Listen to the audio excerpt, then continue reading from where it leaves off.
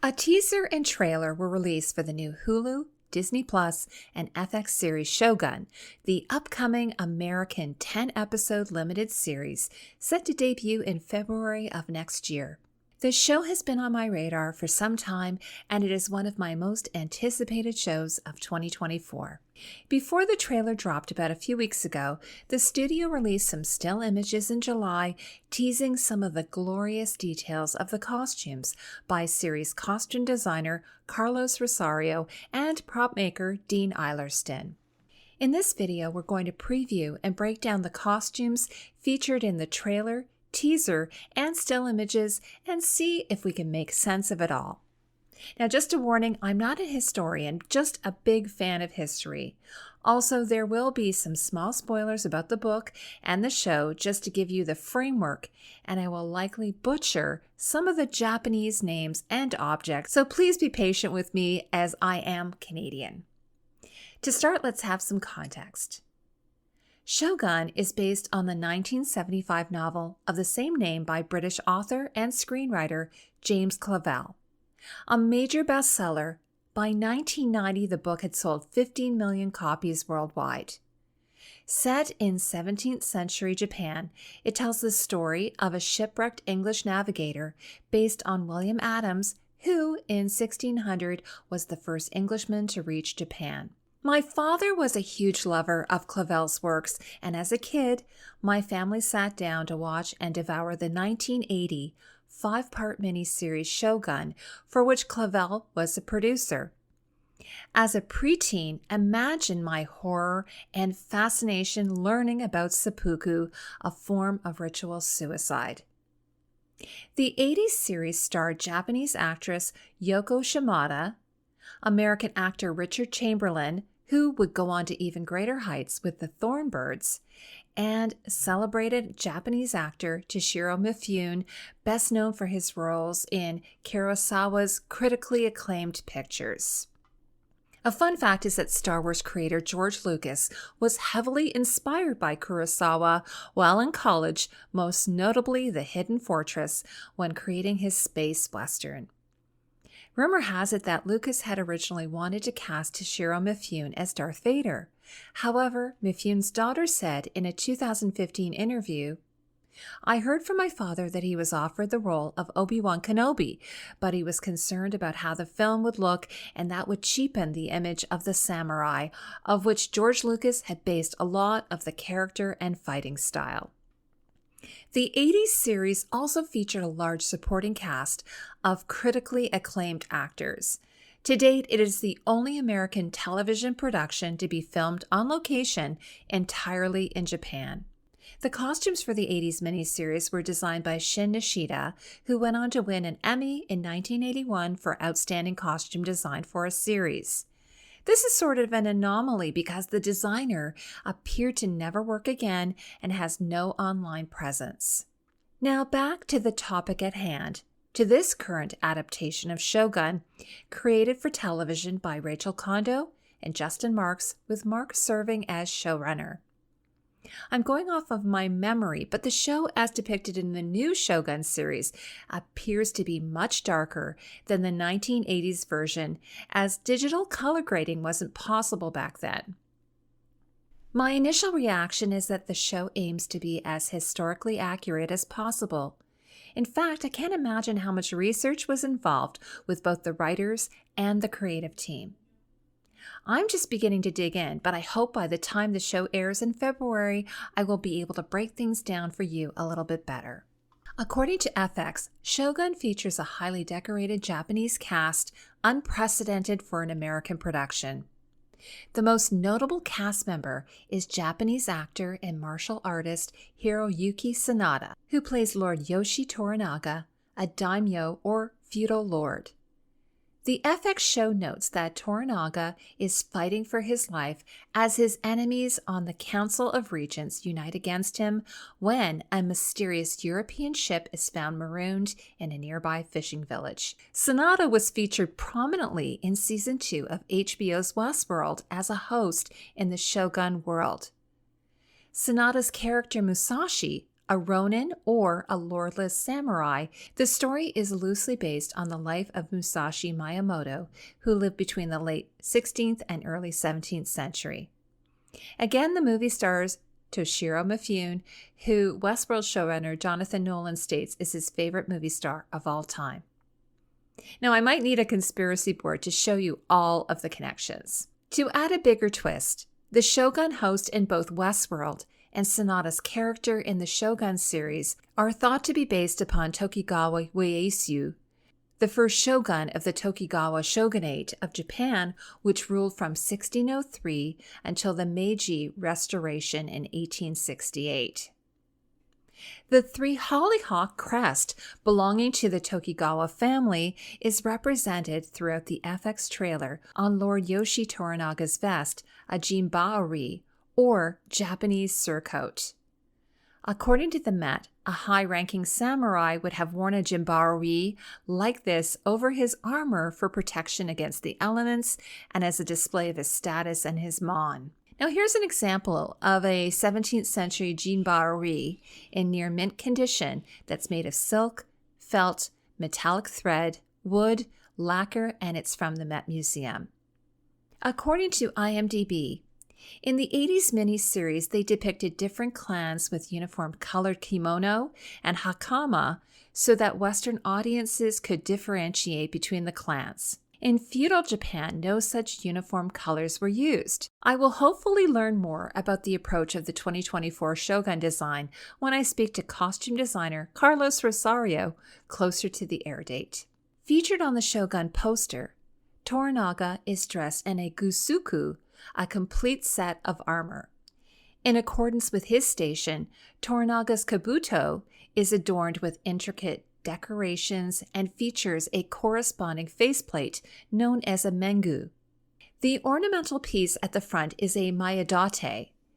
Its primary function was to aid in identification, complementing the kaman or family crest. A photo from the Oxford College archives of Emory University, dating between 1800 to 1894, provides an example of a mayadate similar to the one adoring Toranaga's kabuto.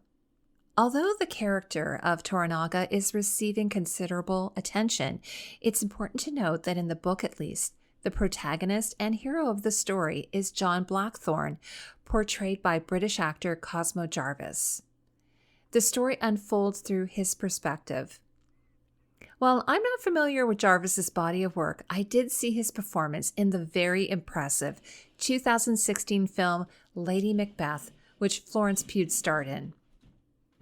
FX states that its English pilot, John Blackthorne, comes bearing secrets that could help Toranaga tip the scales of power and devastate the formidable influence of Blackthorne's enemies, the Jesuit priests and Portuguese merchants. There is some time jumping throughout the trailer with Blackthorne depicted in an early 17th century doublet. I'm assuming that this is the outfit he is dressed in during the shipwreck of the Erasmus, and then later a very simple raw silk kasode, the same one featured in the still image. And according to historian Cynthia Green, the kasode is the first ancestor of the kimono, characterized by smaller armholes. She says in her article, The Surprising History of the Kimono, that the kimono that the world associates with Japan was created in the late 19th century as a cultural identifier. She says that in the Edo period, spanning from 1603 to 1868, the kasode was a garment universally worn by individuals in Japan, irrespective of age, gender, or social standing. Notably, when Japanese individuals encountered foreigners, a notable difference was the absence of kasode in the foreign attire. Consequently, Edo kasode serves as a glimpse into a society on the brink of significant transformation. The kasode is fastened in place by the obi. At the beginning of the 17th century, both men and women wore a thin, ribbon-like obi or sash compared to the much wider obi that came into fashion later.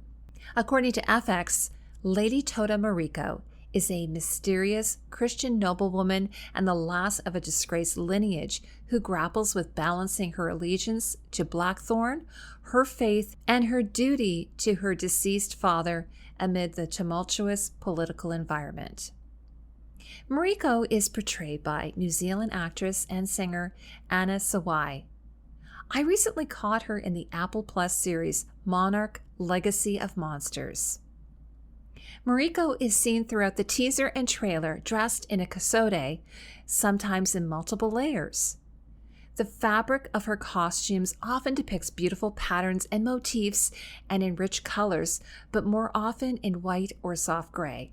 According to the Met, the pinnacle of artistic refinement in Japan's renowned weaving, dyeing, and embroidery techniques occurred in the Edo period.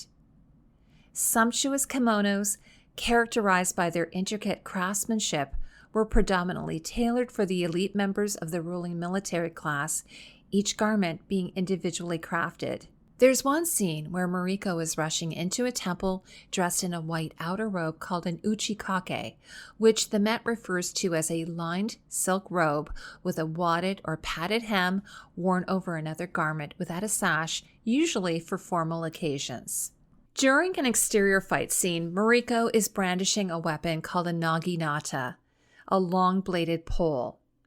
The naginata was the iconic weapon of the Onabe geisha, the female warriors of the Japanese nobility.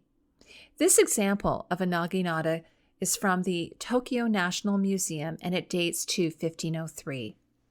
Mariko manages to move gracefully in a type of footwear called zori, thonged Japanese sandals made of lacquered wood. Zori were also made from rice straw, cloth, or leather.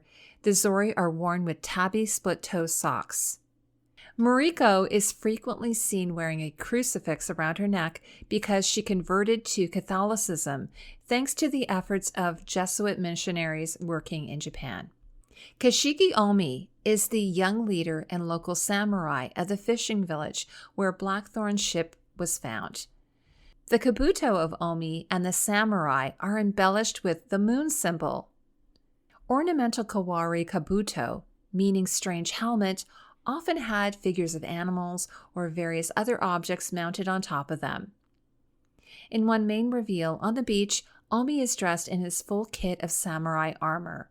Although it is much smaller, the distinctive crescent moon shape is likely inspired by Date Masamune's kabuto, a legendary warrior and leader and supporter of Tokugawa Ieyasu.